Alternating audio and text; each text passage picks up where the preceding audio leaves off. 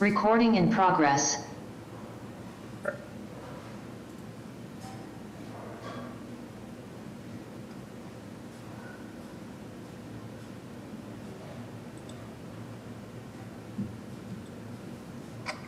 The floor is yours, Madam Chair. Good morning. I'll call to order the Public Improvement Commission hearing of December 7th, 2023. Todd, will you take attendance? Certainly. Would the representative from the Transportation Department please state his or her name for the record? Amy Gordon. Property Management Department? Joseph Callahan. Inspectional Services Department? Brian Ronan. Water and Sewer Commission? Denise Devlin. Commission for Persons with Disabilities? Darren Leon. We do not have a representative from Public Works, but we do have a quorum. All right. First order of business, at the request of the Public Improvement Commission staff, the acceptance of the minutes of the PIC hearing held on November 16th, 2023. I will entertain a motion. I make a motion to accept the minutes of the PIC hearing on November 16, 2023. Second. All in favor? Aye. Moving on, utility pole hearing number 1 on a petition by Eversource Energy for utility pole installation within Metropolitan Avenue, West Roxbury, to install one new private utility pole to be located on the southwesterly side at address number 49, generally southeast of Washington Street. Hi, good morning. It's Katie Flaherty from Eversource Electric. We are requesting to install one new pole at 49 Metropolitan Ave, and this is to support electric service to new construction that happened at 49 Metropolitan Ave. I have the plan up. Can you see it? Yes. Okay, and this is 49 right here, and this is where the proposed new pole would go, in line with the 2 existing poles that are already on Metropolitan. Questions or comments by commission members? CIC staff or public? I will remind everyone, if you wish to ask questions or add testimony, please use the raised hand function through the reactions tab at the bottom of your screen. I do not see any at this time, and I am all set with this. I will entertain a motion on utility pole hearing number 1. I make a motion to approve a petition by Eversource Energy for a utility pole installation on Metropolitan Ave as more further read into the record by the chair. Second. All in favor? Aye. Thank you. All right, public hearing continued. Public hearing continued number 1 on a petition by Vicinity Energy Boston Inc. for a grant of location to install a steam distribution main and associated infrastructure within the following public ways in Boston proper: Brookline Ave, generally between Lansdowne Street and Overland Street, Lansdowne Street at Brookline Ave. New business 9/7/2023, public hearing 9/21/2023, public hearing continued 10/5/2023, 10/19, 2023, 11/2, 2023, 11/16, 2023, is shown on a set of plans entitled City of Boston Public Works Department Engineering Division, Grant of Location Plan, Brookline Ave, Vicinity Fenway Steam Line Extension, Phase 2, 5 sheets, dated September 14th, 2023.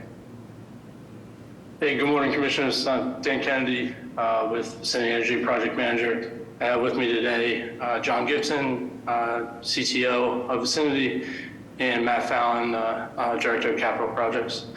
So I just want to thank the commissioners for working with us and your patience through this process of ongoing continuance, and hoping we can get it wrapped up today. I also want to thank National Grid and the Red Sox for their coordination to get through this. So I'd like to start just with a quick background of who Vicinity is. We're a district energy provider. We provide energy to a lot of the commercial properties in Boston with 23 miles of pipe in the city of Boston. And this is an extension of our system into the Fenway neighborhood. And the reason for doing that is because Vicinity has made some significant investments in our plants to electrify them. Here's a quick slide on our eSteam product. So currently we're in the process of building a electric boiler at our Kendall facility, which will generate eventually carbon-free steam. And 2 customers have signed up, both IQ/HQ developments in the Fenway neighborhood. And this project is intended to connect those new developments to our system. Quick overview of the project. We start over at Mass Ave at our existing pipe and run down Boylston Street to Ipswich Street, down Lansdowne Street. And the purpose of this public hearing is for the extension from Lansdowne to 109 Brookline, which is the property currently under development. So the first phase was about 3,100 feet. It's an 18-inch main. It was approved back in March. We are under construction. I added a picture here of us working, on Lansdowne behind the Green Monster, and things are going well. So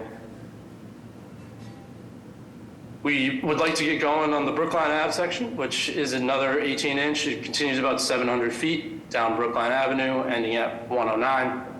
And the goal is to be in service by Q2 2024. So here's a quick drawing, and the background of where we ended up location-wise is lengthy, but coordination with the Red Sox, BWSC, Eversource Electric, the abutters all kind of led to this alignment, and I can speak to any questions that anyone might have in regards to the alignment shown here. This is an extension down Brookline. We more or less stay in the middle of the street. 1 manhole is going to be installed here in front of the future development from WS for 73 Brookline Avenue. And this manhole here is right outside of 109 Brookline, and that'll be where we terminate this extension. So I'd like to show this slide just to kind of see, why we chose or proposed the location that we did. There's a lot going on in Brookline Avenue. There are hollow sidewalks on each side, existing trees. This big block here in the middle is the Stony Brook culvert. It is the Muddy River culvert, and redirects stormwater flow from the Muddy River to the Charles River. And this spot here seems to be where the lesser of all evils. We did commit to replacing a 12-inch water main for the majority of the run down Brookline Ave for BWSC, and we will coordinate with them once we get to construction. More or less, that's kind of the overview of the project. Happy to answer any questions that the commissioners have or the public. Yeah, I think that the big outstanding thing here was your coordination with National Grid and settling on location for you that would work for both of your utilities. Can you, I guess, talk about? Yeah, sure. So we've been meeting with National Grid and looking for an engineered solution for our construction-wise to mitigate the risk to them.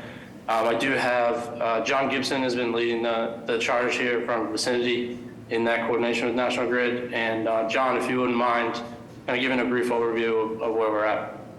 Sure. So one of the things we've done is, so in some of the areas that Dan just presented, there is some plastic gas pipe. And National Grid raised that as a concern relative to temperatures and proximity to the steam lines. So we've been working with them to find a solution. We have used a common engineering firm that both Vicinity uses as well as National Grid. Although I haven't seen the final report, I believe what has been communicated to us is that there is a solution that, I'll let National Grid address theirs. We believe there's a solution that involves adding some additional flowable concrete around the steam line that we would put in, as well as some additional insulation. This morning, we received a document that was, or copied on a document that was sent to Mr. Liming that laid out an additional set of steps to convert it over to steel at some point in the future, I believe, is what it says. So, you know, I think we're very comfortable, Vicinity is very comfortable with the first step, and the additional flowable fill concrete in between our steam line and the plastic gas pipe, as well as some additional insulation. National Grid, through this report from this engineer, I believe, has looked at it and say they believe it needs to ultimately, maybe not immediately, but ultimately be replaced with steel pipe. And then just to further that, in the memo that was sent over this morning, we haven't had a chance to digest it, by the way. It was sent over about less than an hour ago, or about an hour ago. They've also requested a reimbursement agreement where Vicinity would pay to have it converted back over to steel, which we strongly disagree with. So, but I think from a technical solution, I think we're comfortable. Vicinity believes that there is a safe option in putting in this flowable fill concrete barrier plus some additional insulation. Okay, well, we can hear from the folks at National Grid, but I think that the important piece for this board is that, right, like what goes around the pipe, the type of pipe, the financial stuff, you guys can work out. We want to make sure that the space that you are asking for is ultimately the space that you will occupy. So that, I think, is the question that we have, is that, right, we've settled on alignment, and then the details of how these pipes and what they are made of is kind of a separate issue. We just, here now, we want to make sure that the install location is not what's further being investigated by you guys. Sure. I So guess, I would like to point out that, a lot of National Grid's concern is in relation to the Phase 1 section.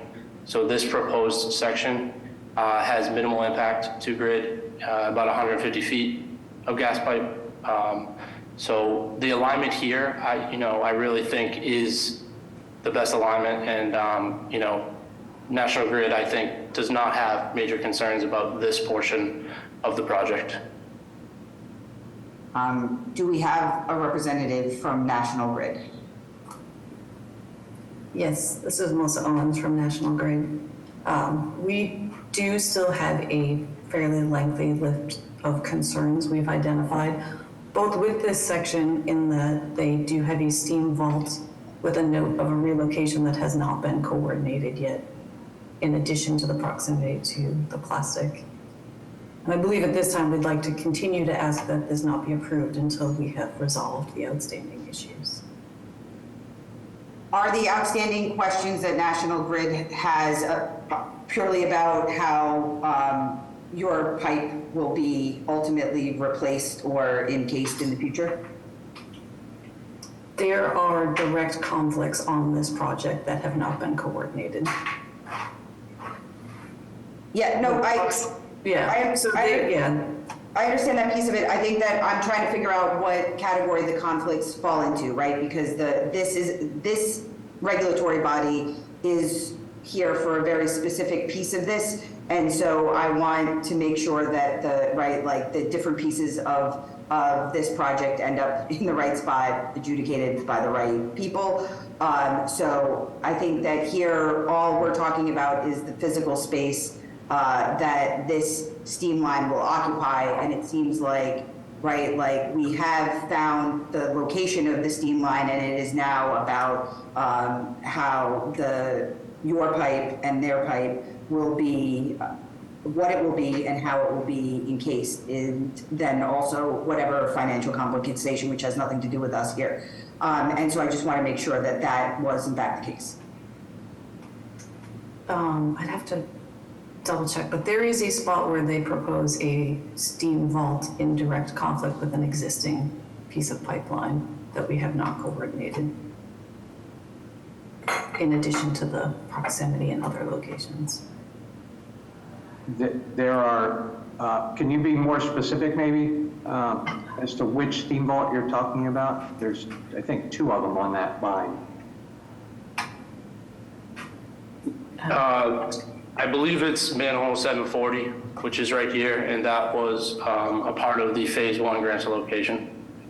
So I was made aware of this direct conflict. We did not know there was a direct conflict until it was exposed recently this week, and we called National Grid to try to come up with a resolution for the installation of that manhole, which is ongoing currently. As far as direct conflicts for Brookline Avenue and this public hearing, there's no direct conflicts. We are within 18 feet of the gas main. But from a routing perspective, it's impossible to find a spot when 36 feet of the street is saying, National Grid is saying we can't go there. You know, it doesn't leave enough room for us to find a spot. So no direct physical contact conflicts for Brookline Avenue, but we are within National Grid's policy of being 18 feet away from all plastic gas. And to be clear, the conflict that we are discussing was a subject of the Phase 1 piece of this project and not what we're talking about here today. So yes, this needs to be resolved between the 2 of you, but that is not that is not a part of these plans. That was a part of your first section. Correct. It's currently under construction. Correct. Okay. So I think that for us, Sorry, this right. is Mike Tupper from National Grid. And maybe I'm not clear, but I thought there was a direct conflict with the steam manhole that Melissa was mentioning on the Phase 2, just to the south of the intersection of Brookline Avenue, David Ortiz Drive. So if you go to the next sheet, yeah, the square. So the manhole that's shown kind of like middle right. Yeah, right where your cursor is there. At least on one set of the design drawings for this project, it was showing a portion of relocation of a 12-inch gas main around that manhole.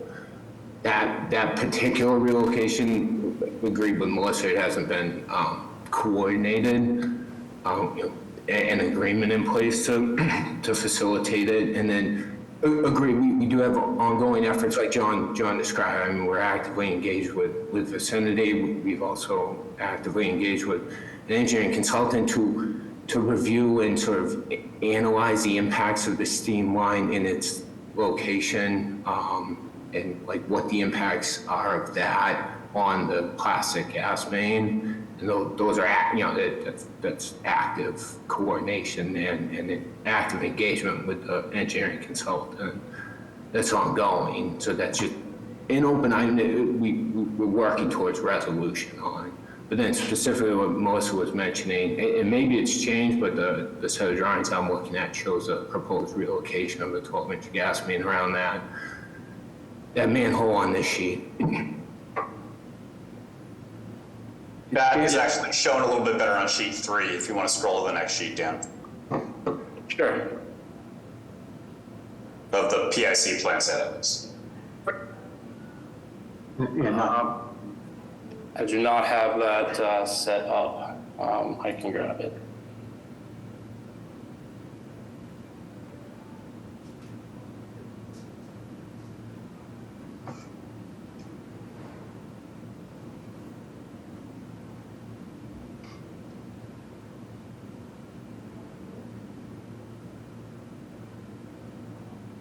Oh, so this small section here? Okay.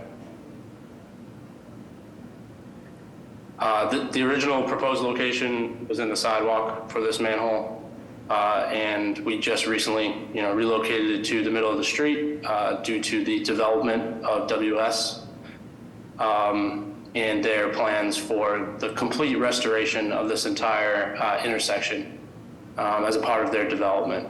So, from our perspective, a relocation of a small gas main versus, conflicting with a public realm improvement investment the relocation of the gas main is clearly the lesser of the two evils. So that is why we located the manhole where it is shown. And we believe that this small offset of the gas is something reasonable and, typically done all over the city every day. So I guess this question is for National Grid, right? Like this seems like it is new for you, right? Like the way that it sounds is that you need to work out the details of this relocation, part has not been done, but not that you don't think that this relocation is manageable for this particular section on the screen. Is that true? Yeah, I don't think anything's unmanageable, but yeah, we also haven't resolved of it, like how it's going to be executed and delivered on, and, like all the details around actually coordinating the work to be done. But yeah, certainly nothing's per se unmanageable. Okay, so if we have this set of phase 2 plans, and we believe that the alignment location of this steam line is fixed, and we now need to discuss the details of types of pipe and encasement, and then the specific plan for the relocation of this small section of the gas main. Those are the outstanding issues, correct? Right? We're not indicting this location any further.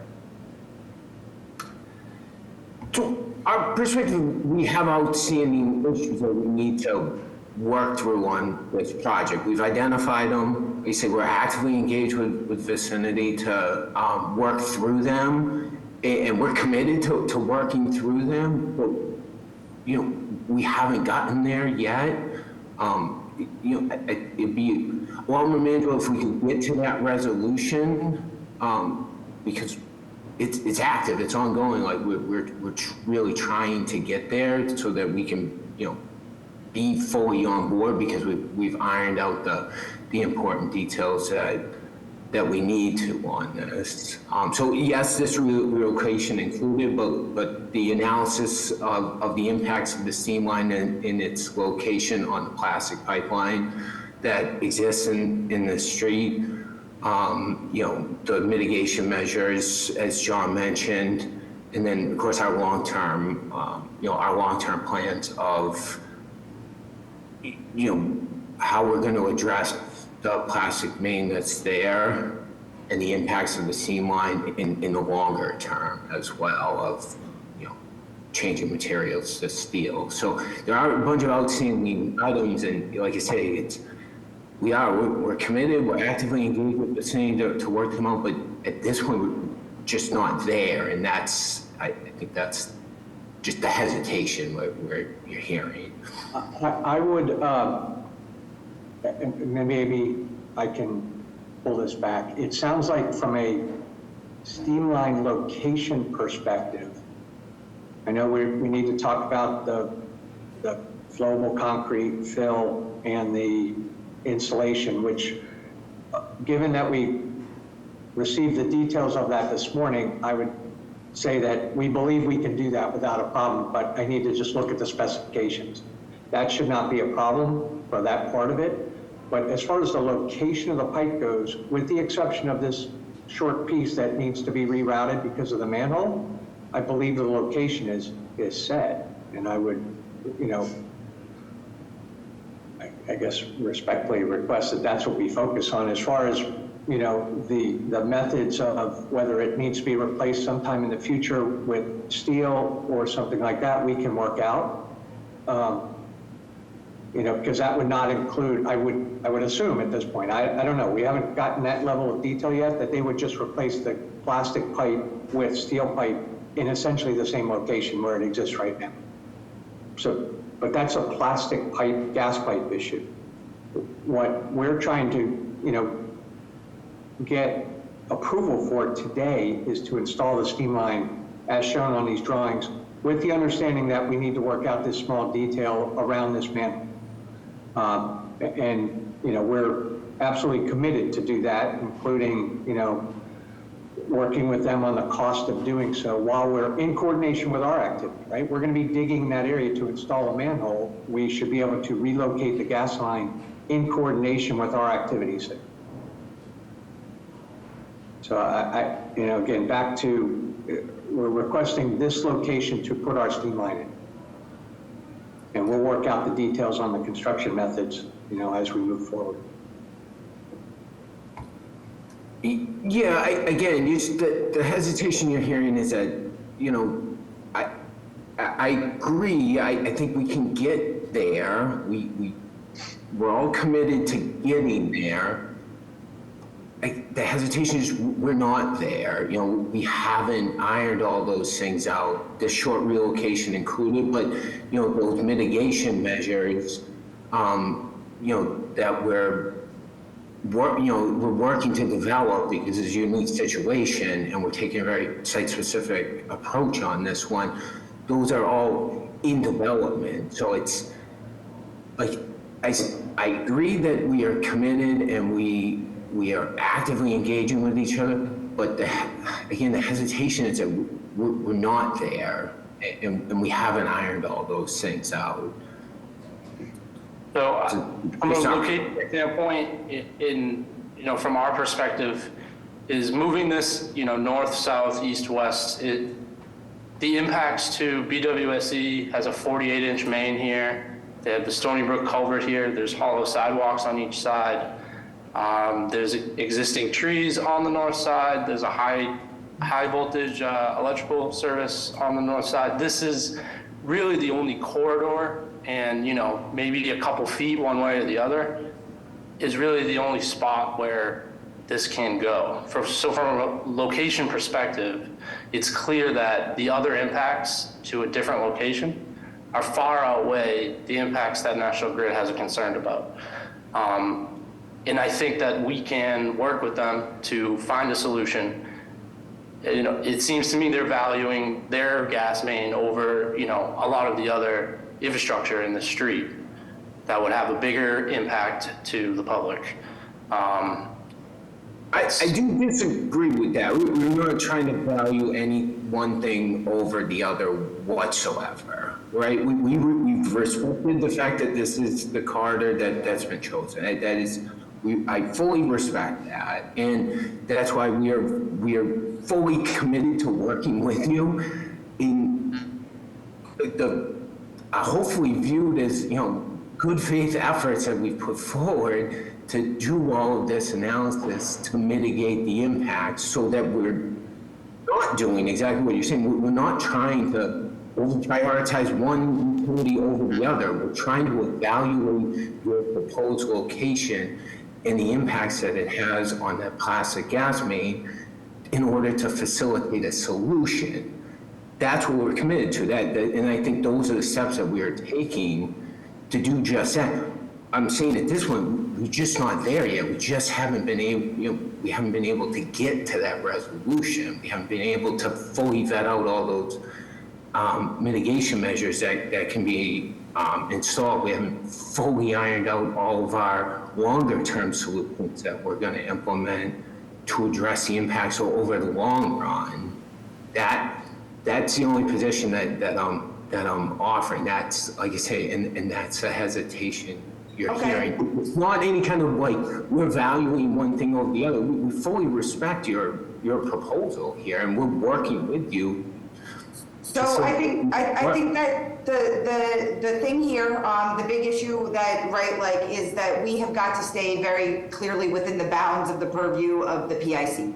What I hear you saying is that you are accepting of the, right, that this is the designed steam location, that there are a lot of additional details that need to be sorted out between Vicinity and National Grid to make this location work. So there are outstanding future work, mitigation, monetary compensation, however you guys want to handle it, to make the location that has been presented here work.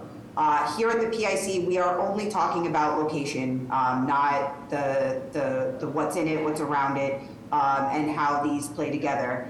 We don't do, right, we're not here for mitigation or safety. Those are all components that fall into different processes. All safety gets adjudicated by the DPU, and that would be a separate process that this would be subject to if that's necessary.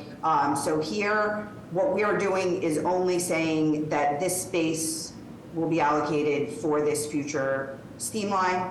And that is it. And I think that we have gotten to at least that point of resolution for the end of what this body oversees. And that you might have additional work to be done, but it's not necessarily here with us. So, right, like from the perspective of the PIC, I think that it's that, right, we're okay with this moving forward in location, and it can be subject to all of the other requirements that govern utilities, utility interaction, the mitigation and such between you two, but that's not the role of this particular regulatory body. So I think that for us, right, like we will move forward with this, and you guys can continue to work this out, right? Like we're happy that this is moving along in a coordinated capacity, and you guys are talking amongst yourself. But yeah, I think that if from the PIC's perspective, we're okay with the right proposed alignment, then we will take a vote on this and let you sort out this in the relevant other agencies, whether it be the DPU or otherwise.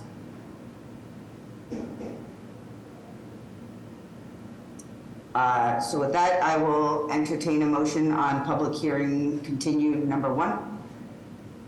Make a motion to approve a petition by Vicinity Energy Boston Incorporated for grant a location in the area of Brookline Ave and Lansdowne Street as further read into the record by the chair.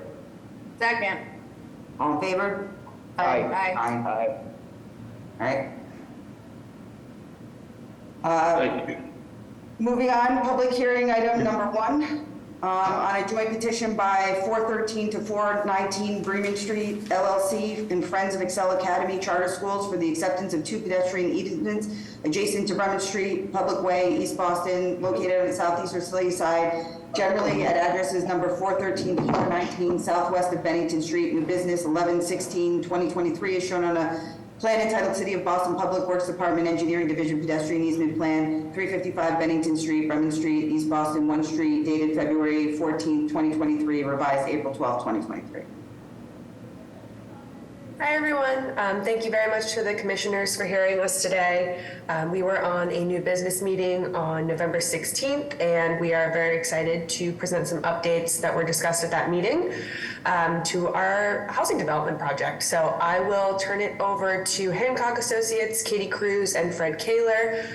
We also have Sean Sanger from our landscape architecture team and Brian Bisel here from our traffic engineering team, should there be any questions related to anything that they work on. So I'll turn it over to the team. Thanks. Thank you, Molly. Good morning, Commissioners. Fred Keeler from Hancock Associates. We're looking at the pedestrian easement plan showing the easement, proposed easement is shown in red. There's been no changes to the proposed plan since our new business presentations. We're matching into the existing pedestrian easement in front of Excel Academy and proposing an easement in a northerly direction over to Bennington Street to encompass the proposed public sidewalk in front of the project. And that's the basic recap for this plan. There's been no changes since our new business.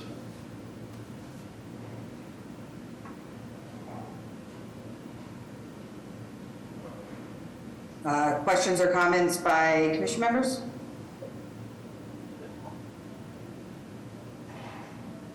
PIC staff or public?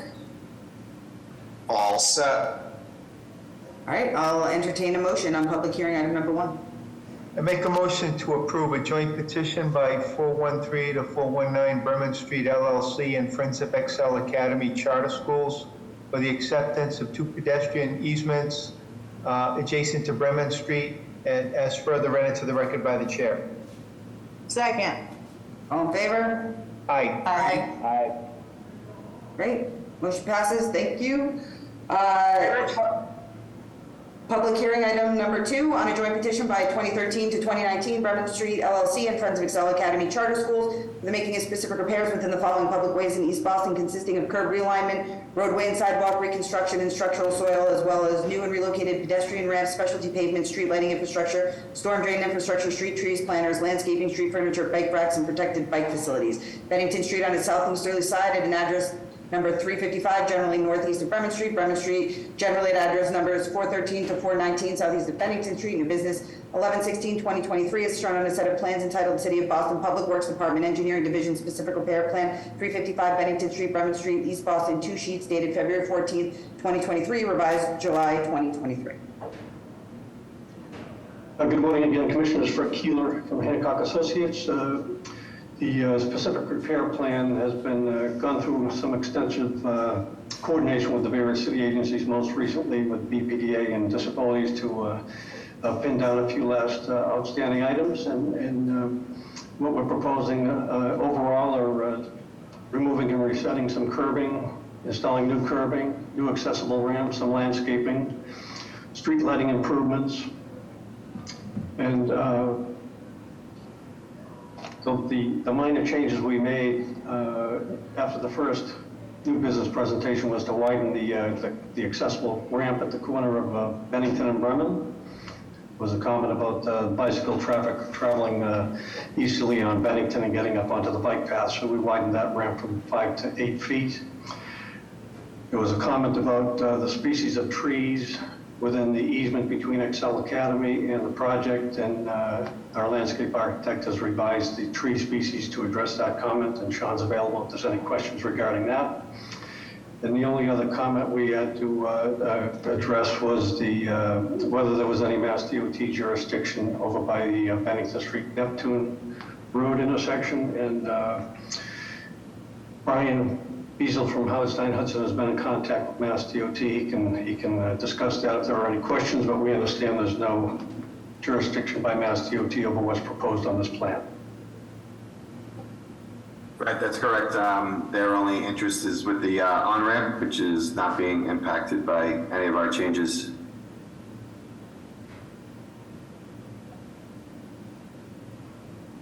Great, questions or comments by commission members? PIC staff or public? All set? All right, I will entertain a motion on public hearing item number 2. Make a motion to approve a joint petition by 413 to 419 Bremen Street LLC and Friends of Excel Academy Charter Schools for the making of specific repairs in the area of Bennington Street and Bremen Street, as further read into the record by the chair.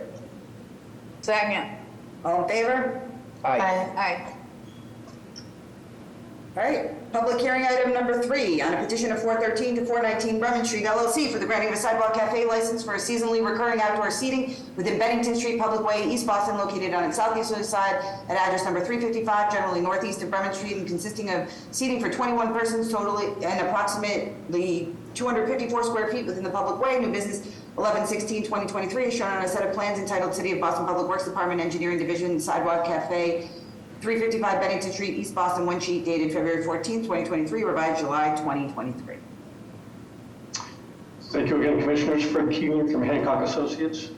The sidewalk cafe plan that we're looking at, we've made a couple of minor revisions between our new business meetings to address some concerns and questions from disabilities and BPDA, mainly to show the accessible seating in the cafe area, as well as the aisle width and some details that were added to the top of the sheet, and to add a notation that the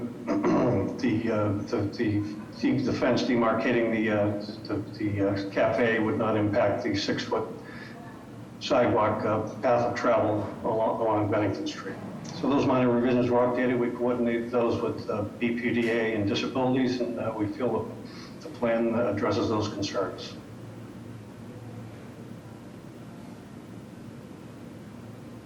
Questions or comments by commission members? I just want to thank the team for incorporating those last few details between new business and these plans. Thank you. PIC staff or public?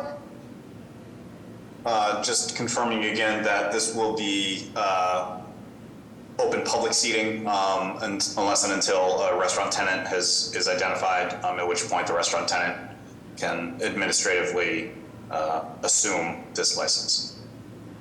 Yes, the intent is that this space would be, kind of run by the restaurant tenant if and when they lease that space, and the furniture would be provided by that tenant, and we can discuss, with the city if there's any desire to have furniture in the meantime, but the intent is that that would be owned and run by the future restaurant operator. Until then, it would be public space.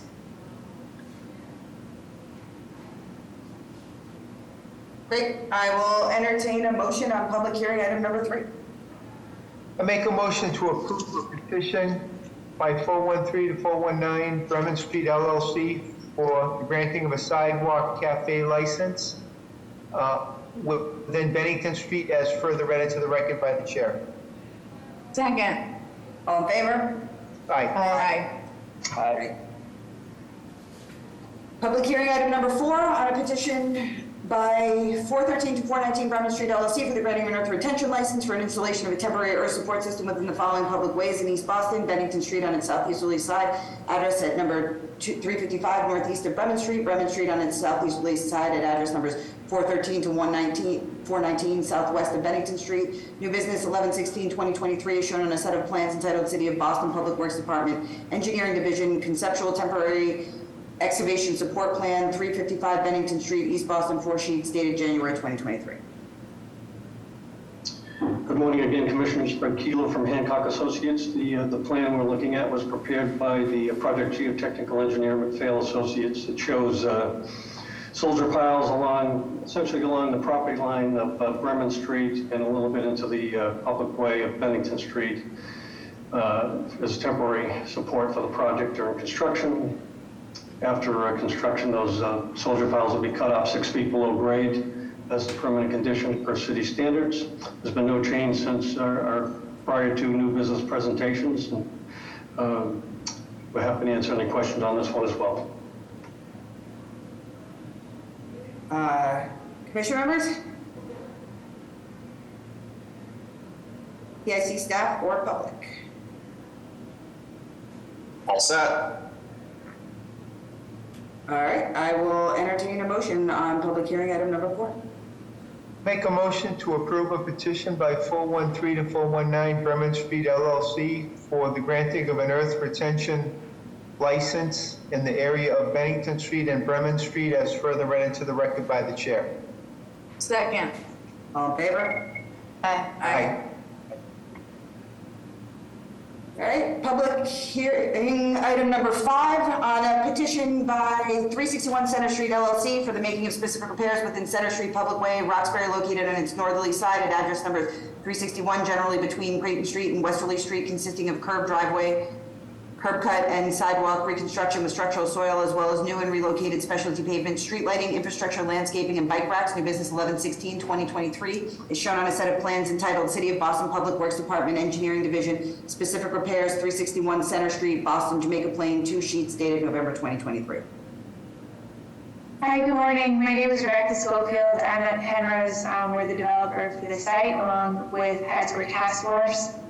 We presented this on November 16th at New Business. We had addressed a handful of comments prior to that presentation and did not get any further comments, so this plan is the same. We have Chelsea from Each here sharing her screen to talk through any more details, and our landscape architect, Amy Allen from Warren Larson, is on the Zoom as well.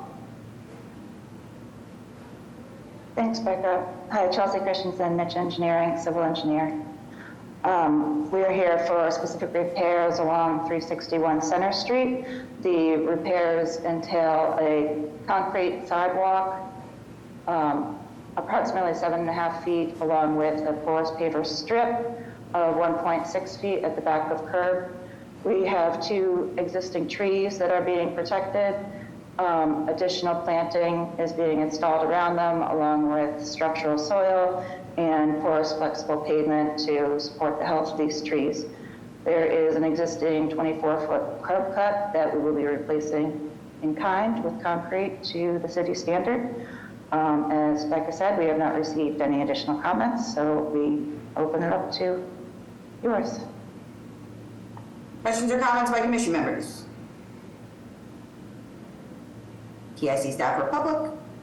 All set. All right, I'll entertain a motion on public hearing item number 5. I make a motion to approve a petition by 361 Center Street LLC for the making of specific repairs within Center Street as further read into the record by the chair. Second. All in favor? Aye. Aye. Thank you. Thanks. Public hearing item number 6 on a petition by 63 Belgrade LLC for the making of specific repairs within the following public ways in West Roxbury, consisting of curb and sidewalk reconstruction as well as new and relocated pedestrian ramps, street lighting infrastructure, bike racks, and driveway curb cuts. Belgrade Ave, address is number 59 to 63, generally east of Pinehurst Street, south of Belgrade Ave. New business 11/16/2023 is shown on a set of plans entitled City of Boston Public Works Department Engineering Division Specific Repairs Plan 59 to 63 Belgrade Ave, Public Way, West Roxbury, 3 sheets dated August 2023. Hi, good morning, PIC Commission members. I am Michael Ford and part of the 63 Belgrade LLC development team. We'd like to defer at this point to December 21st in order to give ample notice to the abutters regarding the changes to the plans. Okay, I think that at our last hearing, we discussed some community outreach. I would suggest you coordinate with our ONS neighborhood coordinator to make sure that you're capturing the right people at a right meeting or whatever you're doing, but let them give you the right people to get in contact with. Great, thank you. All right. With that, I will entertain a motion to continue public hearing item number 6 until December 21st. I make a motion to continue public hearing item 6 until the next PIC hearing on December 21st, 2023. Second. All in favor? Aye. Aye. All right, see you in 2 weeks. Thank you. Public hearing item number 7 on a petition by 201 Stewart Street owner LLC for the making of specific repairs within the following public ways in Boston proper, consisting of curb realignment, roadway and sidewalk reconstruction with structural soil, as well as new and relocated pedestrian ramps, specialty pavement, street lighting infrastructure, storm drain infrastructure, groundwater recharge infrastructure, street trees, planters, landscaping, bike racks, and curb cuts. Stewart Street at address number 201, generally between Church Street and Park Place between Stewart Street and Elliott Street between Columbus Ave and Park Place, Columbus Ave generally between Stewart Street and Elliott Street, Church Street between Stewart Street and Columbus Ave. New business 11/16/2023 is shown on a set of plans entitled City of Boston Public Works Department Engineering Division Specific Repairs Plan 201 Stewart Street, Public Way, Boston, 8 sheets dated October 26, 2023. Hi, my name is Ryan Gordon from Niche Engineering. On behalf of my client, we would like to request a continuance for the specific repairs to December 21st. We presented at new business on November 16th, and the commission requested that our team coordinates a meeting between city staff and the neighboring One Charles building. We held a meeting with One Charles on December 1st and a second meeting with city staff and One Charles on December 6th, and we'd like to continue coordination between now and the next hearing. Okay, I will entertain a motion to continue public hearing item number 7 until December 21st. I make a motion to continue public hearing agenda item 7 until the next PIC hearing on December 21st, 2023. Second. In favor? Aye. Aye. Great, see you in 2 weeks. Public hearing item number 8 on a petition by 201 Stewart Street owner LLC for the granting of a projection license for the installation of a canopy, security cameras, and building mounted lighting over portions of the sidewalk within the following public ways in Boston proper. Stewart Street on its northeasterly side at address number 201 between Church Street and Park Place Park Place on its westerly side between Stewart Street and Elliott Street on its southerly side between Park Place and Columbus Ave on its southeasterly side between Church Street and Elliott Street, Church Street on its easterly side between Stewart Street and Columbus Ave. New business 11/16/2023 is shown on a set of plans entitled City of Boston Public Works Department Engineering Division Projection License 201 Stewart Street, Public Way, Boston, 3 sheets dated October 26, 2023. Hi again, my name is Ryan Gordon, project manager with Niche Engineering. We presented on November 16th, new business, and again, we're asking for approval for a new canopy that extends into Church Street. We have exterior lighting and sconces that are around the perimeter of the building, as well as a few security cameras that we are requesting approval for around Church Street, Stewart Street, Park Place, Elliott Street, and Columbus Avenue. And there are 4 existing signs that we are requesting formal licenses through to be maintained throughout the project on two signs on Stewart Street and 2 signs on Elliott Street. Questions or comments from commission members? PIC staff or public? I'm all set. I'll just remind the public, if you wish to ask questions or enter testimony, please use the raised hand function at the bottom of your screen. But I see none regarding the projection licenses. Okay, I will entertain a motion on public hearing item number 8. I make a motion to approve a petition by 201 Stewart Street LLC for the granting of a projection license in the vicinity of Stewart Street, Park Place, Elliott Street, Columbus Ave, and Church Street, as further read into the record by the chair. Second. All in favor? Aye. Aye. Public hearing item number 9, on a petition by 201 Stewart Street owner LLC for the granting of an earth retention license for the installation of a temporary earth support system within the following public ways in Boston proper: Stewart Street on its northerly side at address number 201 east of Church Street, Columbus Ave on its southeasterly side northeast of Church Street, Church Street on its easterly side between Stewart Street and Columbus Ave. New business 11/16/2023 is shown on a set of plans entitled City of Boston Public Works Department Engineering Division Temporary Earth Retention Plan, Motormart Garage, 201 Stewart Street, Boston, 1 sheet dated June 2023. Hi everyone, my name is Ryan Gordon, project manager with Niche, and we are seeking approval for temporary earth retention on portions of Columbus Avenue and Stewart Street, as well as the length of Church Street adjacent to the project. At the end of the project, these temporary earth supports will be cut off and removed down to 6 feet below the sidewalk, and we've made no changes to our plan from original new business on November 16th. So happy to answer any questions regarding that. Questions or comments from commission members? PIC staff or public? All set. All right, I'll entertain a motion on public hearing item number 9.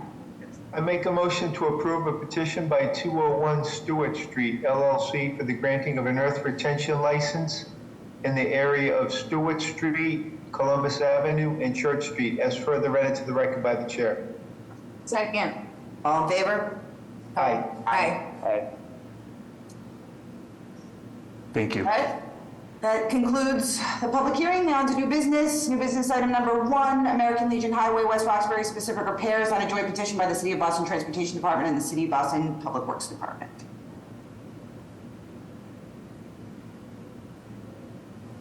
You're muted, Dan. Thank you, Amy. Hi, my name is Dan Merrow. I'm here representing the Boston Transportation Department with Taryn Wong of HSH. And we are making improvements to American Legion Highway between Stellar Road and Angel Street.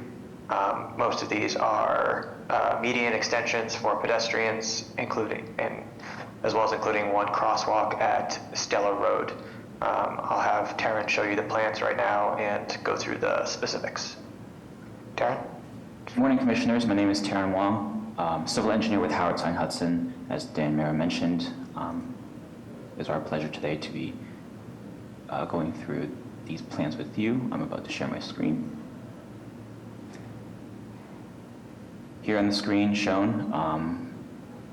Here is Stella Road, as noted by Dan. We are looking to improve the pedestrian accommodations through this intersection through some safety improvements and in addition of upgrading and reconstructing some sidewalk, existing ped ramps to be compliant, as well as providing additional median protection through the use of a installation of a new median nose. Moving along through the plan set, here at Mount Hope Street and American Legion Highway, we are planning to reconstruct one pedestrian ramp and installing, again, another median extension to protect pedestrians and reconstructing some ped ramps.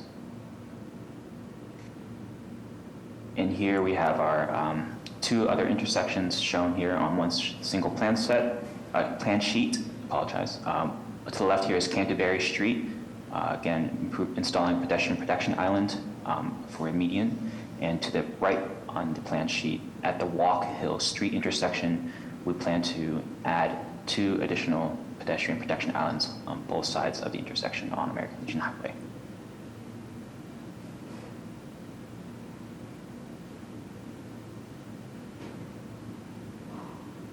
Any questions from the commissioners?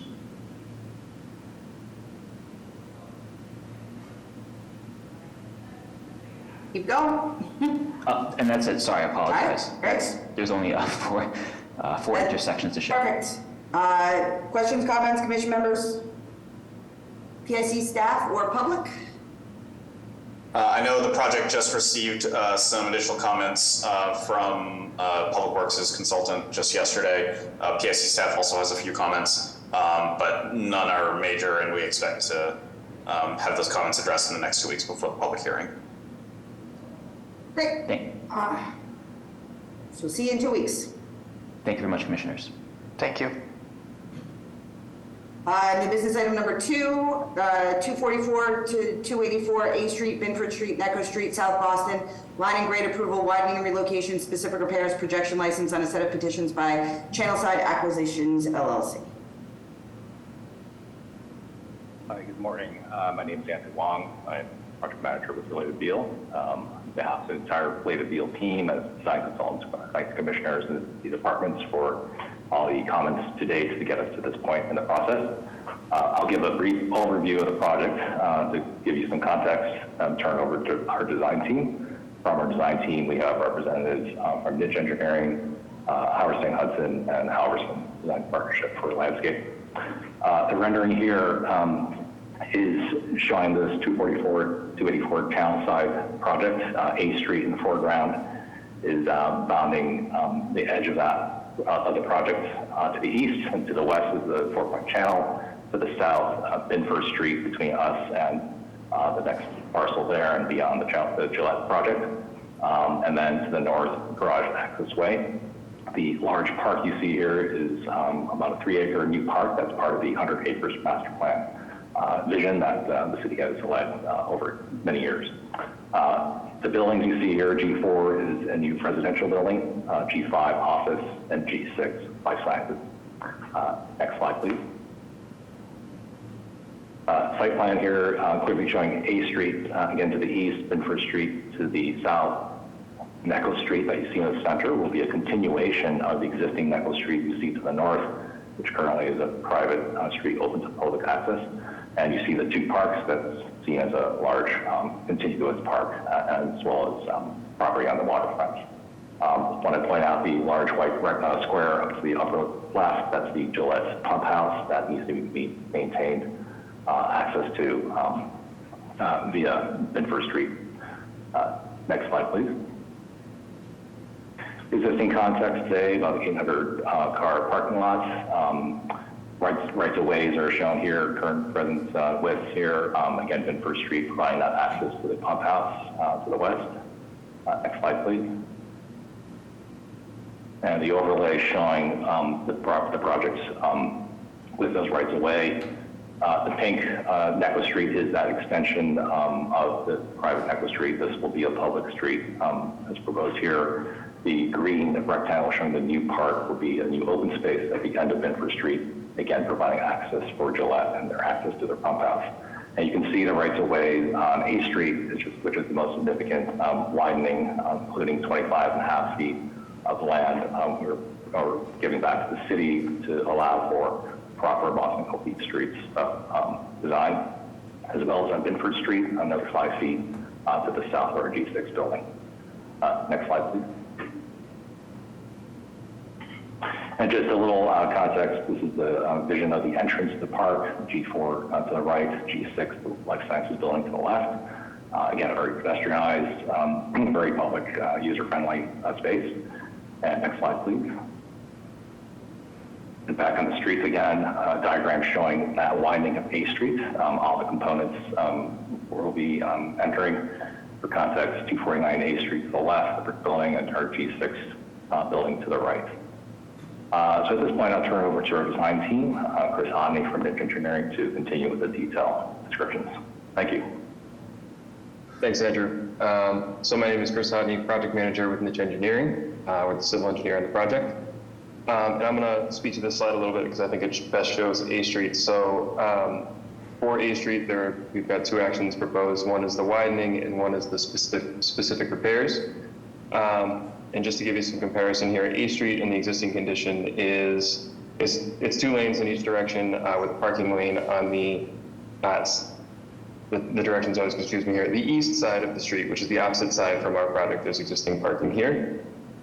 There's limited bike facilities. There's a sharrow in the northbound direction and a shoulder unprotected bike lane in the southbound direction. This is the proposed new cross section showing continuing the 2 travel lanes, but with the addition of 2 protected bike lanes on each side of the street, as well as a parking lane on this side of the street. It also allows us to provide an 8-foot wide sidewalk on our project side of the street with a 5.5-foot wide furnishing zone, where today we've got about an 8-foot wide sidewalk, which is interrupted by trees, so it narrows down to about 3 to 4 feet at a few locations.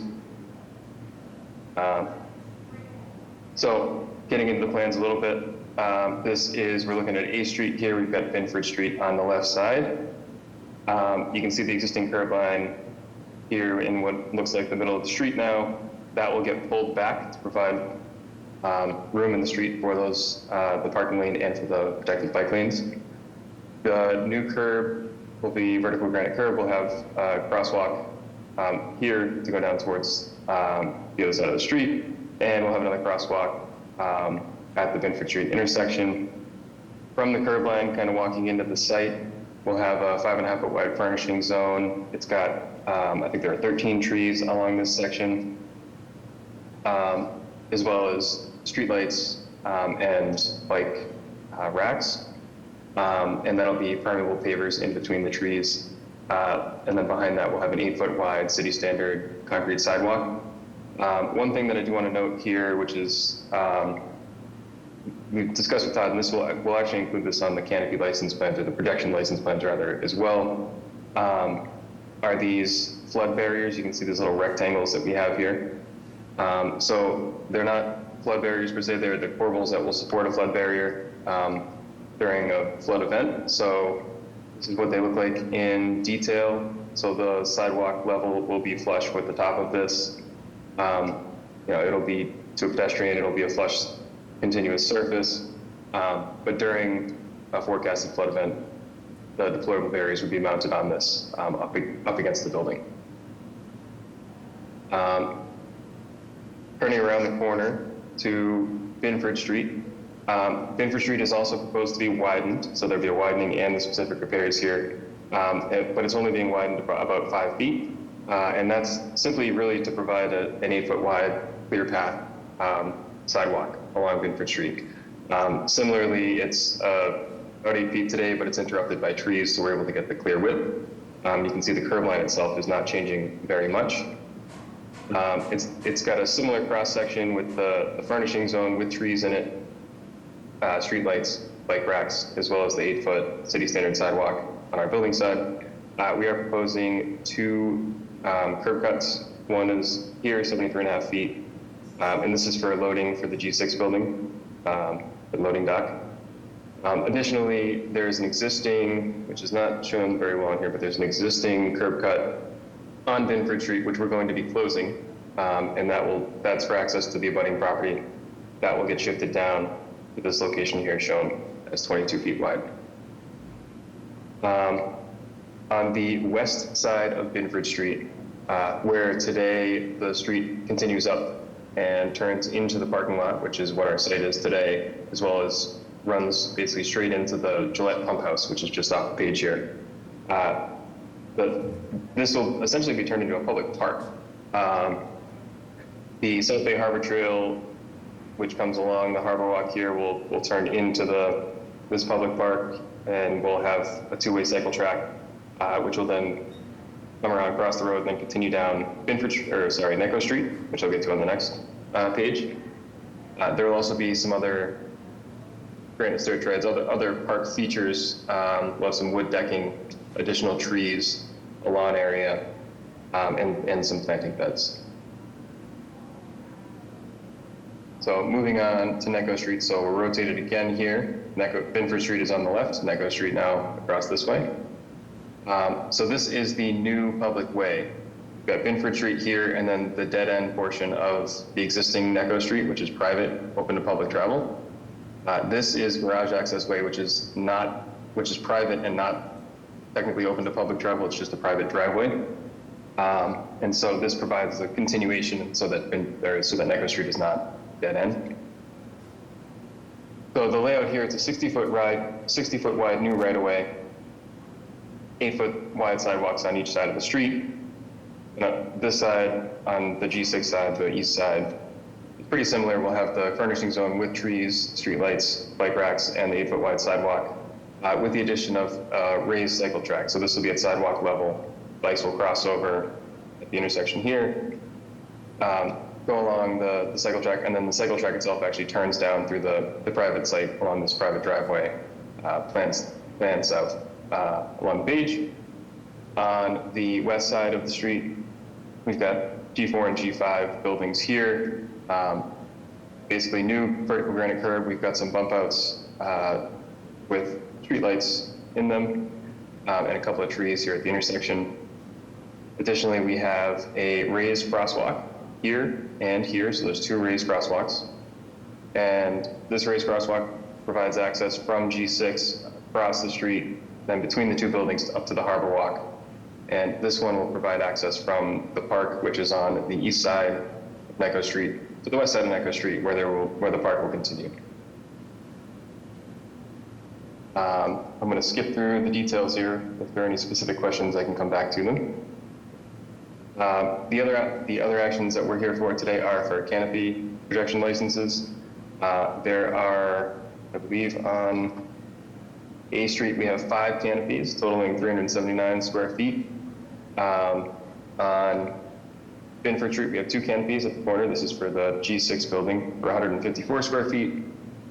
And on the new piece of Necco Street, on the new section of Necco Street, we've got 4 proposed canopies for 376 square feet. Each one of these will extend past the property line into the public way, approximately between 4 and 5 feet. These are all 4 feet, but 4.3 feet, but they do vary depending on the specific location. But since all the sidewalks are 8 feet, we're more or less about half to 60% of the width of the sidewalk. And then these are the widening and relocation plans, just showing the 45.5-foot wide widening of A Street and the 5-foot widening of Binford Street. So with that, I'm going to open it up to the commission. Can you just clarify right here on this screen, you say garage access way, future Fort Point Boulevard, what that means and when that is expected to happen? I can try to answer that. Sure. I can tell you it's a bit of a hole. I'll just say really quickly and turn it over. It's a bit of a holdover from the original 100 acres master plan. So it was a notional conceptual idea that plan that the BBDA had proposed would name a future connection to points east to the south, down the page as a new boulevard. But that's all that's referring to. Right, as part of the 100-acre, sorry, Brian Bizel, Commissioners from Howard-Hudson. As part of the city's 100-acre master plan, the post office site on the east of A Street would be redeveloped and the Fort Point Boulevard would be connected to West Service Road, down by the Hall Road. And who do we expect to do that? That would be when, when the post office lets their site be redeveloped. Right, that there, you can see on the bottom of the page here, the parking lot is the post office site that I'm referring to. And until that can be redeveloped, there's no way to connect, to create Fort Point Boulevard through their site to connect to West Service Road. Right, yeah, no, I think that, right, like, understanding that everything below A Street is in the future, this piece seems a little bit more in the now. So I guess my question is the expectation that when there is a Fort Point Boulevard, right, to the south here, that they will come and extend this up into Necco Street? I mean, that is the intent of the 100 Acres Master Plan. You can see on this graphic art, the blue line. It's not our private garage access way, right? It's associated with 200 A Street, I think is the address, to the buildings to the right. So the city would have to work, and whoever's redeveloping the post office site would have to work with our abutters to the north of us. Rebecca, what say you? Hi, I'm Rebecca Lee. I'm an attorney with Mintz, and we represent Alexandria Real Estate Equities. Affiliates of Alexandria own both the 15 Necco property as well as the 10 Necco Street property, which is the garage. I'm sorry to correct you, Brian, but the garage access way is owned by the owner of the garage, as is the segment of Necco Street between the Channelside property and Melcher Street. I'm not sure why this is called out as Future Fort Point Boulevard. It's currently garage access way, and there's been no discussions with my client, to my knowledge, about any of that happening in connection with garage access way. In fact, there is private parking that is utilized by tenants of nearby buildings who have rights to that, both along Necco Street and garage access way.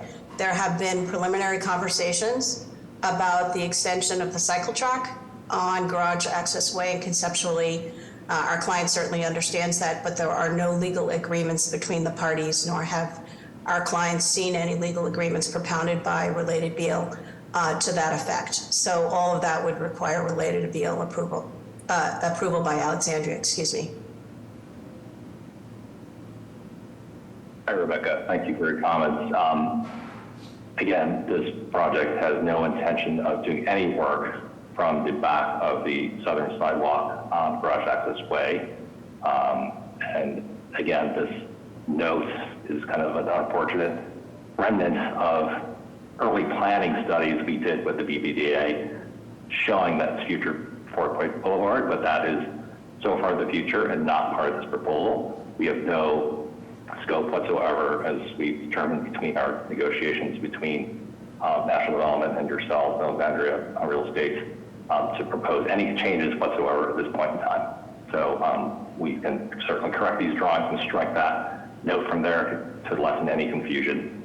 Again, no work from that sidewalk you see, the brick sidewalk on the southern side of garage access way. Well, I just want to clarify what you just said, Andrew. It's my understanding that the cycle track will be back of sidewalk and therefore will require a legal agreement between Related Beal and Alexandria, correct? Correct. So that is in process and being worked through, yes, with our attorneys. We'll be contacting you through that as well.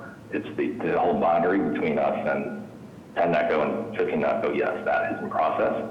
We're early on in that stage. Yep. But again, I just wanted to call out the note Fort Point Boulevard is not part of that. So thank you. Well, my suggestion, Andrew, is that the meeting that our client has requested with Channelside gets scheduled before the public hearing occurs on this matter. Yeah, and we've received that request and are working through a response to that for next week. Thank you. Does that answer all your questions, Amy? Sure. Yes, well, yeah, we'll happy to hear what you guys sort out amongst yourselves, but yeah, no, it was more a question because it suggests that this is becoming a street and that would not a part of this action and would have been a separate thing. So yeah, no, I think that answers the questions as it pertains to these guys and their actions right now. Thanks. So we'll see you guys in.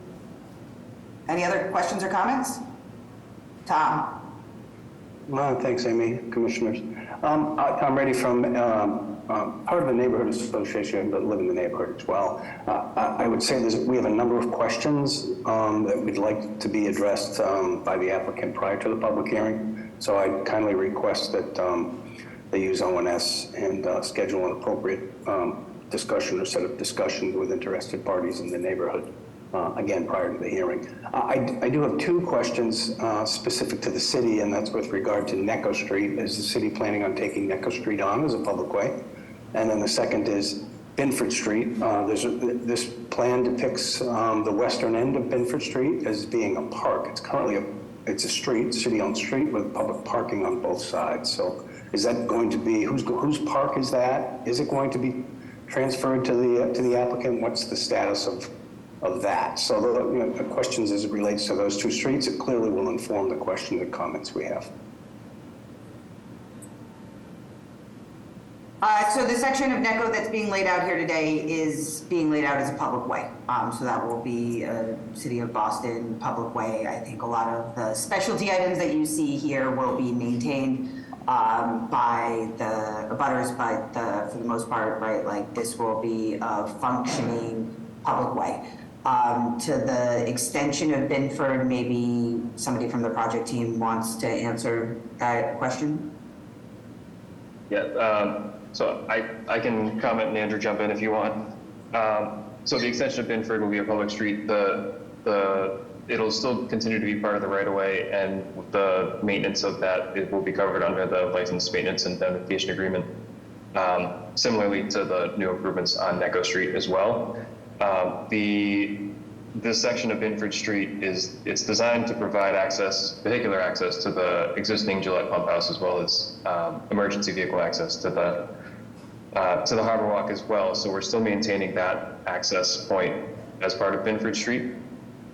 I don't know, Andrew, would you like to add anything else to that? Nothing further to add. You described that perfectly. Thank you. And so, Amy, then, simple question, who plows Necco Street? I guess that's simple. City plows Binford Street today. Necco Street doesn't exist. The Necco Street that does exist is private and plowed by a private company. So who's going to plow Necco Street if it's a public way? I would say that we should definitely have an answer to that, and whether or not that would fall into the maintenance agreement with this, or if it is something that the city is taking up. But we can have that answer for you after coordination with this project team. Okay, so I kindly request that the applicant go through a community engagement so we can get our questions addressed. The list is reasonable, but now that we have the details, we'd like some clarity, and we have some input. Thank you. And can the project team committing to talking to the 4 Point Neighborhood Association and any other relevant abutters, community members that ONS might suggest prior to December 21st? We will make ourselves available to answer questions you need. Great. Christine Donnellan.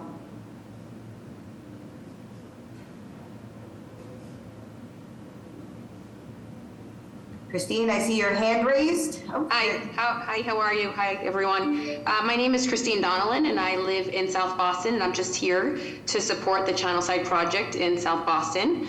This has been going on over the city for the last 4 years, and I want to actually see this go through the process and start construction. I'm a mom in the neighborhood, and I have 3 young children, and I can't wait to see these parks being built for them. There's so much unused land there that we could really enjoy Related has spent an enormous amount of time listening to the community and what we want. We want these parks, we want places for our children, we want the waterfront play, the vegetation, the wonderful bike lanes. I would love to see A Street be more towards the seaport, and let's get people in there and enjoying what we have that is an unused part of land that we could totally use for our children to live and have fun.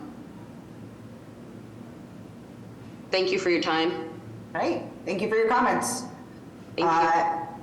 Any other questions or comments? Commission members, public, PIC staff? We are all set. Great.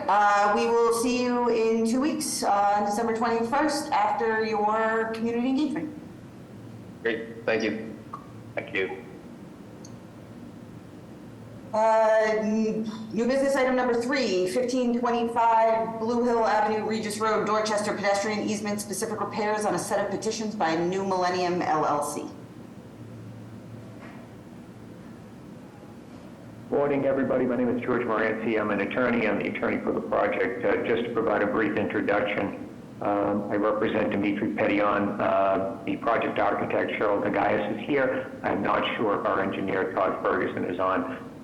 This was an Article 80 small project during the course of Article 80 review by the BPDA. With respect to the site planning, there was requirement of pedestrian easement and specific repairs, which are the subject of these two petitions. The pedestrian easement would be for the widening of the sidewalks adjacent to the project on both Regis Road and Blue Hill Avenue. And the specific repairs would consist of the reconstruction and widening of the sidewalk, again, on both Blue Hill Avenue and on Regis Road. It would also consist of reconstruction of an existing pedestrian ramp at the corner of Blue Hill Avenue and Regis Road, the filling of 2 existing openings in the curb on Regis Road, along with the installation of a new curb cut on Regis Road to serve the building's garage. Based upon feedback, comments that we got from the street lighting division, it would include the replacement of existing, I'm sorry, I don't know the exact technical term, but the framing for the street lighting for future new street lighting on both Blue Hill Avenue and Regis Road, which, as I said, was requested by the street lighting division. If Todd is not available, I don't know, Cheryl, if you want to just provide a more in-depth description of what I just described, where it will be occurring along the site, and then, of course, we'll take any and all questions or comments that there may be. Hello, I'm Cheryl Tagayas with Spalding Tagayas Architects, the project architects for the project. So I'll try and fill in here as best I can. You can see the project site with Blue Hill Avenue to the right and Regis Road towards the bottom. There's a 3-foot wide pedestrian easement for the expansion of the sidewalk on Blue Hill Ave as worked out with the BPDA, and a 2-foot wide expansion of the sidewalk on Regis Road. There's 2 bicycle racks, again, worked out with the BPDA in the location that I'm circling on Regis Road sidewalk here. The closing of one of the curb cuts that George referred to is in this location, and this location with a proposed new curb cut to access the parking that would be at this portion of the property here. The streetlights that George referred to would be on Regis Road, one's here and one's here. There was the request for the rebuilding or the reconstruction of the accessible ramps at the intersection of Regis Road and Blue Hill Ave on both sides of Regis Road. And I think that covers the majority of the scope.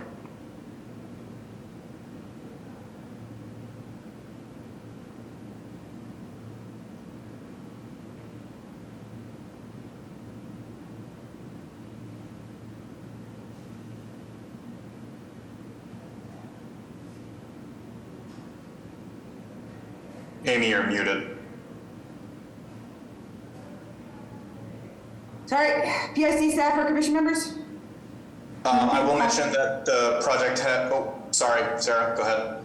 Just a small request in the next set of drawings, just rendering out those pedestrian ramps at the corner, just so we can check the alignment with any pavement markings there. PIC staff. I was going to mention that there were a few outstanding comments by the Disabilities Commission, the VPDA, and Parks. One regarding the alignment of the ramps. We want to see those a little bit more clearly shown on here. We'd like to see the ramps, the wings, and the level landings actually shown. Additionally, there was a request for the project to at least explore the possibility of adding some additional street trees along I think primarily Regis Road, but also possibly Blue Hill Ave. I know there's one existing street tree that's being retained, but especially with the pedestrian easement being granted, we might have some room to add at least one or two more street trees to get some more greenery in there. So the next 2 weeks, please take a look at that, George and Cheryl, and let us know. We will do that, Todd. Great. We'll see you in 2 weeks on December 21st. Thank you. New business item number 4, 25 Gardner Street, Linden Street, Brighton, pedestrian easement, specific repair on a set of petitions by Oak Hill Park Randolph LLC.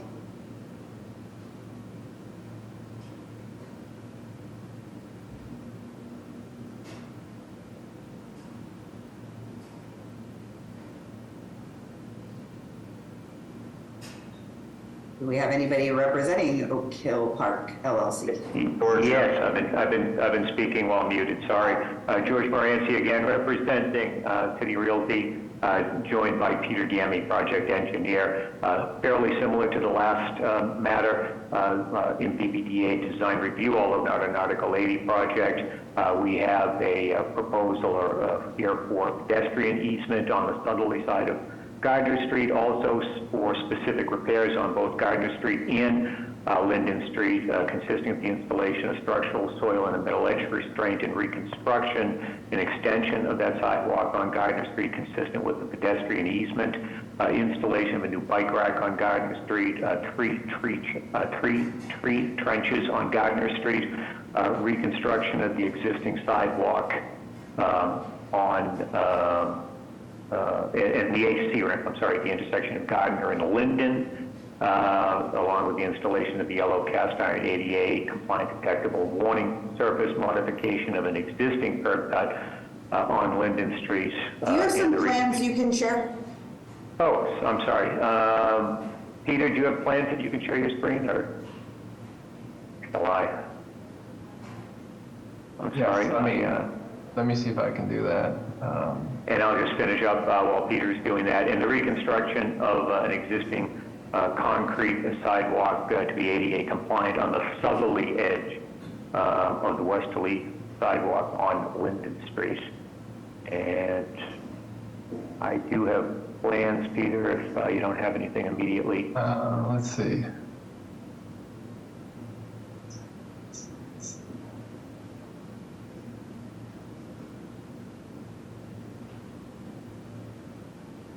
I'm sharing, Peter, if I have the pedestrian easement plan up currently, if you just want to briefly go through that, and then you can let me know when you want me to scroll to the specific repairs plan.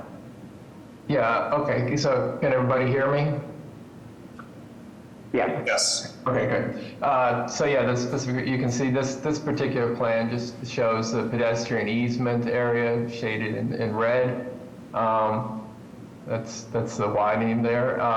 I think George, going to the other plan will be. Whoops, scroll up. Yeah, right. There you go. So this is a specific repair plan. We have the reconstructing the pedestrian ramp on the corner of Linden and Gardner Street. You can also see on this plan the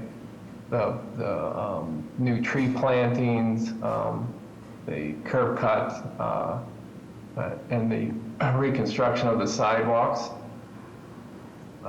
We've been back and forth with responding to comments, and I think we have resolved and addressed those comments, but open to any questions that the commission might have.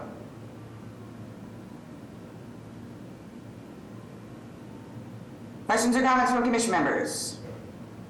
Thanks, Amy. I just wanted to follow up on the Disabilities Commission's request for the reciprocal ramps and making sure that those are compliant. We do have records of those ramps being non-compliant, so we'd like to see them reconstructed as a part of these plans, or to ensure and have a documentation that they are compliant.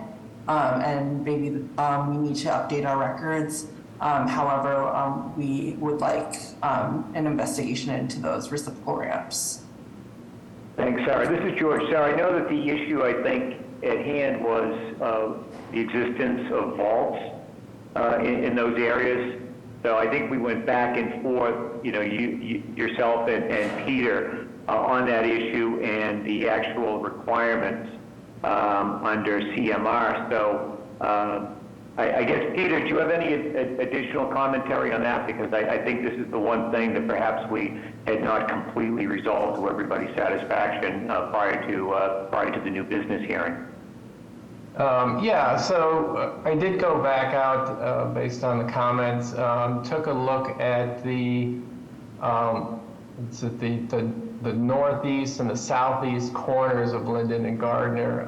Both of those ramps, they appear to me to be compliant. They have the level landing areas. I did put a smart level on them to check the slopes. They all appear to be, in my opinion, compliant. The ramp on the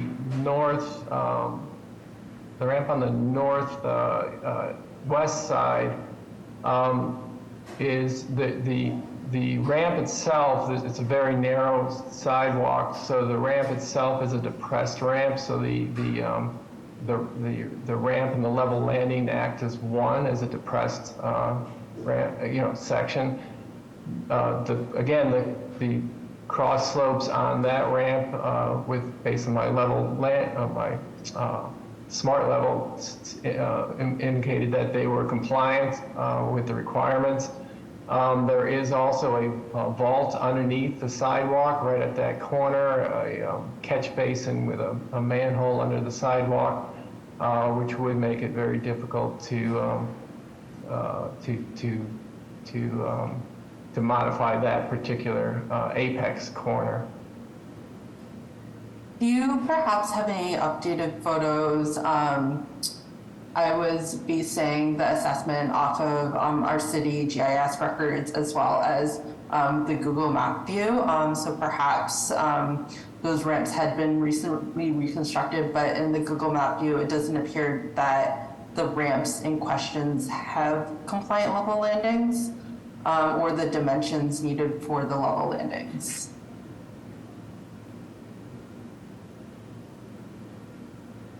I have nothing, Sarah, but that's certainly something that we can get. I don't know, Peter, did you manage to take any photos when you were on the site? Or for some reason I thought I saw some in our emails, but I don't have them handy.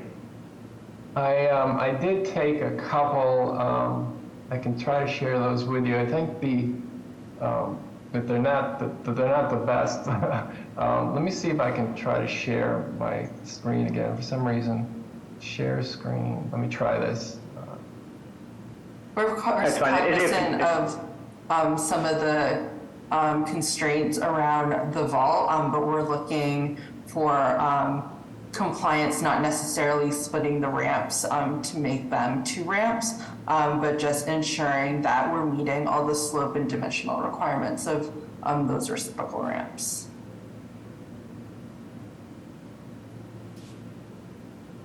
I don't know if that worked. Can you actually see my screen, or? Yes. Yeah, we can see it. Okay, so this is looking southeast, so it's not a great picture. But what you can see from this, which wasn't, I believe these striping, the crosswalks were put in, I think, within the last year, because earlier pictures the crosswalks were not there. Why don't we get additional information, Sarah, and we'll follow up with you after this, between now, obviously, and the next meeting, and we'll focus on that, and we'll make sure that the commission and yourself are satisfied on that issue. Great, thank you. Yeah, just to put a finer point on that, right? Like, we need you to actually certify that the reciprocal ramps are actually compliant in all of the ways, right? Like, not just visually, but, right, like, actually compliant with slopes and grades and all of that stuff. And if they're not, right, like, you either have to bring them into compliance or get a variance, but we need something for these other receiving ramps. That's understood, Amy. Great. We will see you in 2 weeks. Thank you. All right, new business item number 5, Pearl Street, High Street, Boston proper, grant of location on a petition by Level 3 Communications. Yes, good morning, Bill Conway. Access Engineering, we're just looking to install 2 4-inch communication conduits from an existing cable TV manhole on High Street at Pearl Street, 207 feet, to an existing TCB manhole on Pearl Street. This is to provide telecommunication service to a customer in 50 Post Office Square. Questions or comments by commission members? PIC staff or public? All set. Great, we'll see you in 2 weeks. Sounds great. Thank you very much. With that, I will entertain a motion to adjourn. Make a motion to adjourn. Second. All in favor? Aye. Aye. Thank you all. It's been fun. Thank you.